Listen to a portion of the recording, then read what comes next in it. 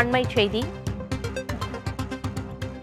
மாவட்ட ஆட்சியர் அலுவலகத்தை வழக்கறிஞர் சங்கத்தைச் சேர்ந்த 50க்கும் மேற்பட்டோர் முற்றுகையிட்டுள்ளனர்.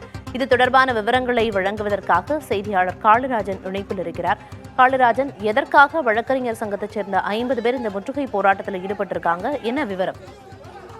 திண்டுக்கல் மாவட்டம் வழக்கறிஞர் சங்கத்தின் சார்பில் தற்போது திண்டுக்கல் மாவட்ட ஆட்சியர் அலுவலகத்தை முற்றுகையிட்டு ஆர்ப்பாட்டத்தில் ஈடுபட்டு வருகின்றனர். மேலும் திண்டுக்கல் மாவட்ட ஆட்சியர் அலுவலக கட்டிடம் முன்பு கதவின் முன்பு நின்று காவல்துறைக்கும் வழக்கறிஞருக்கும் இடையே தள்ளுமுள்ளானதும் ஏற்பட்டுள்ளது. குறிப்பாக திண்டுக்கல் வடமதுரை காவல் நிலையத்தில் மாவட்ட வழக்கறிஞர் சங்கத்தின் வழக்கறிஞர் வரதராஜன் மீது பொய்யாக PCR வழக்கு போடப்பட்டதாக கூறப்படுகிறது.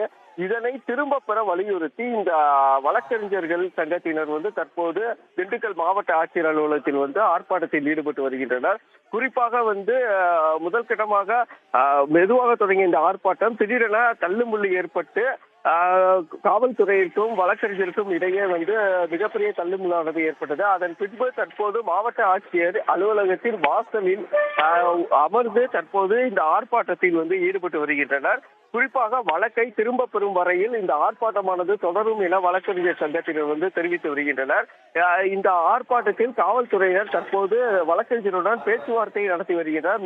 மேலும் அலுவலர் RTO அவர்களும் வழக்கறிஞருடன் பேச்சுவார்த்தையில் ஈடுபட்டு வருகின்றனர். பிரியதர்ஷினி, வழக்கறிஞர் மீதான வழக்குகளை திரும்ப பெறும் வரை இந்த முற்றுகை போராட்டம் தொடரும்னு வழக்கறிஞர் தரப்பிலிருந்து சொல்லப்பட்டிருந்தாலும் பேச்சுவார்த்தை தொடங்கி நடந்து வரதா குறிப்பிட்டீங்க. விவரங்களை வழங்கியதற்கு நன்றி காளிராஜன்.